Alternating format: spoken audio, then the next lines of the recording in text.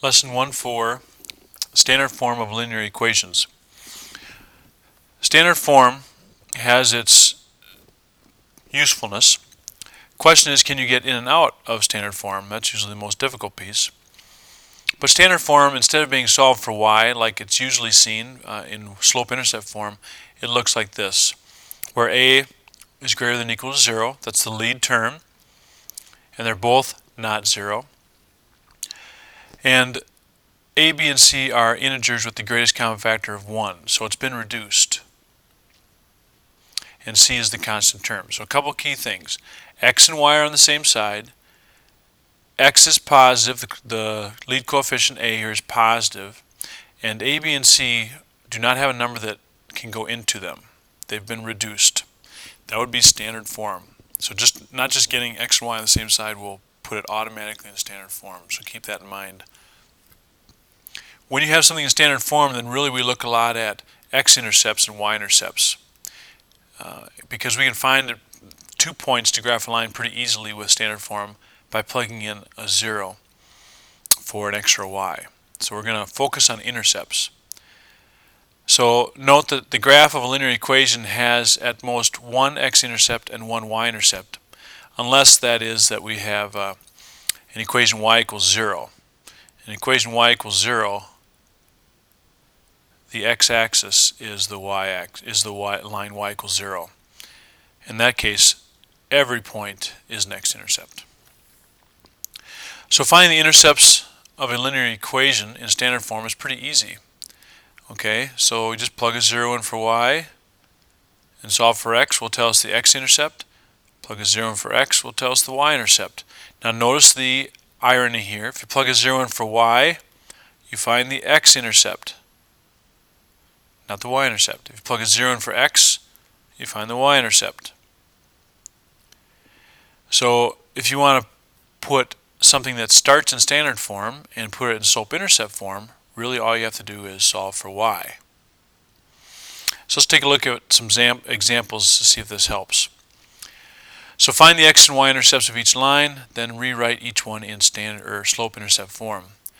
Okay, so let's take a look at this. We talked about plugging in a 0 in for x and plugging a 0 in for y. Excuse me. So if we plug a 0 in for x, and I'm not going to tell you if it's going to tell us the x or y-intercept yet. I'm just going to see what happens here. If we plug a 0 in for x, we get 0 plus 3y equals 6. Well, 0 means nothing, so we really just have 3y equals 6. Solve for y, and we get y equals 6. Now, just like if you were to do an xy chart, this is a coordinate where we plugged a 0 in for x, and we got a 6 out for y. Alright, again, I'm not going to tell you what that is, if it's an x-intercept or a y-intercept. Let's do this one next. This one says plug a 0 in for y. So now I plug a 0 in for the y, and we get that. 3 times 0 is 0, so really we just end up with x equals 6. Again, if you were to do an xy chart, that would be a coordinate. This time we plugged a 0 in for y, so that has to be in the y position. They're an ordered pair here, x, y. And I got a 6 out for x. Now let's take a peek here. The coordinate 0, 6, it'll be up here. That looks like a y-intercept, doesn't it? Because it's intersecting the y-axis. So this is the y-intercept. 6, 0 is right here. So that would be the x-intercept. So again, to find the x-intercept, plug a 0 in for y. To find a y-intercept, plug a 0 in for x.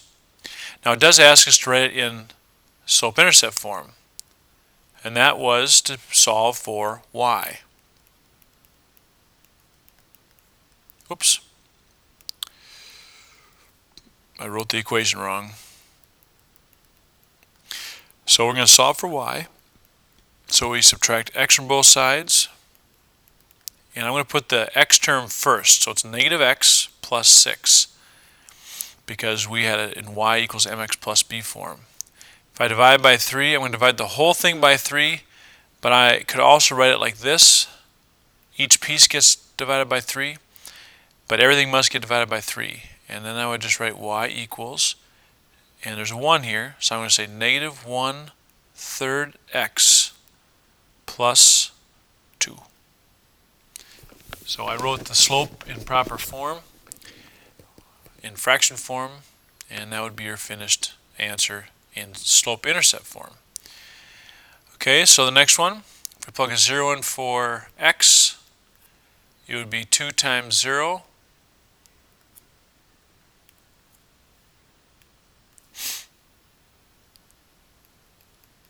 sorry about that. So 2 times 0 minus 3y equals 15. Then we have, that's 2 times 0 is 0, so negative 3y equals 15. Divide by negative 3. And we get y equals negative 5. Again, the coordinate would be 0 for x, negative 5 for y. If we graphed it, that's down here. So that is the y-intercept.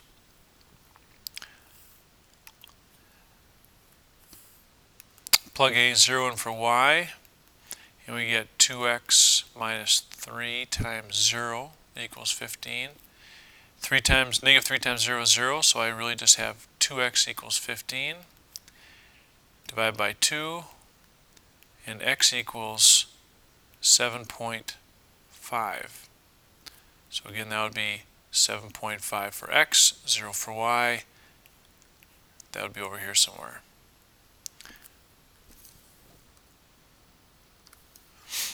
Now if we solve for y and get it in slope-intercept form,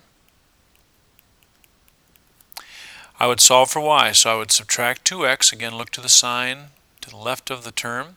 It's nothing there, so it's positive. So we get negative 3y equals, again put the x term first, divide by negative 3, and I'm going to put each one over negative 3.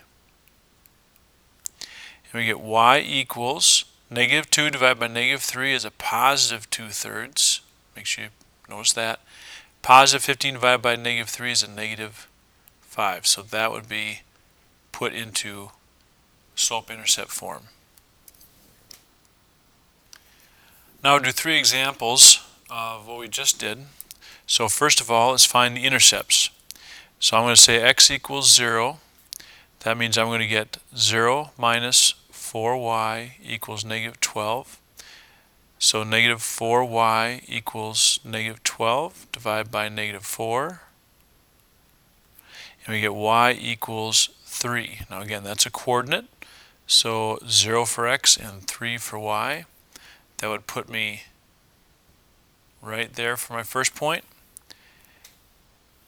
If I go y equals 0, I get x minus 4 times 0 equals negative 12, excuse me. So now I just basically have 0 equals negative, x equals negative 12.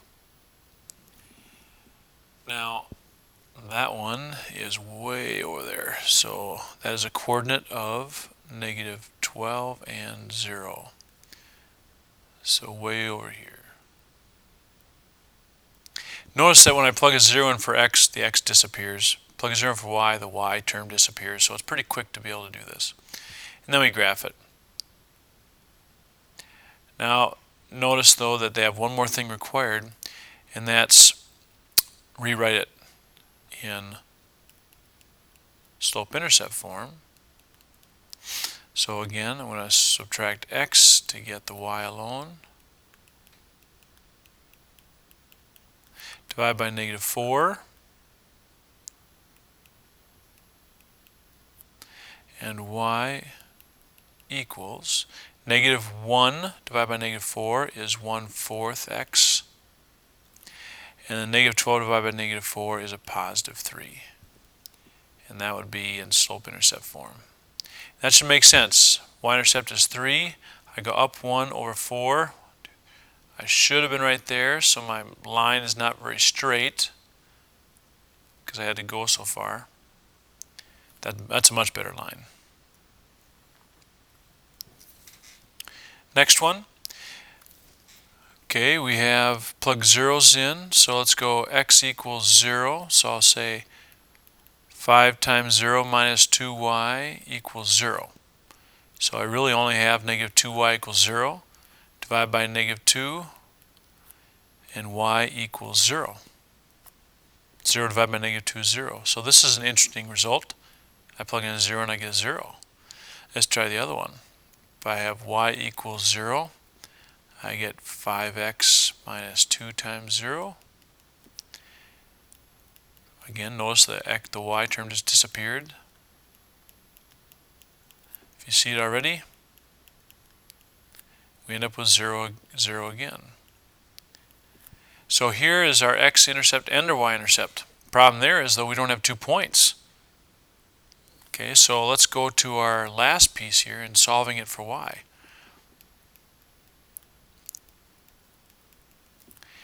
Okay, subtract 5x.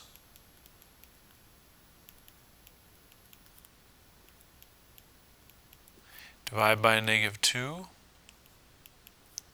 And we get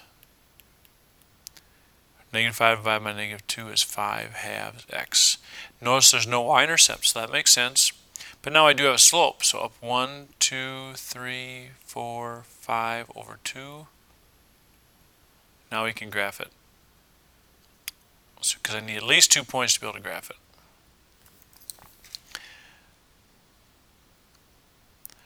Alright, our last one, we have,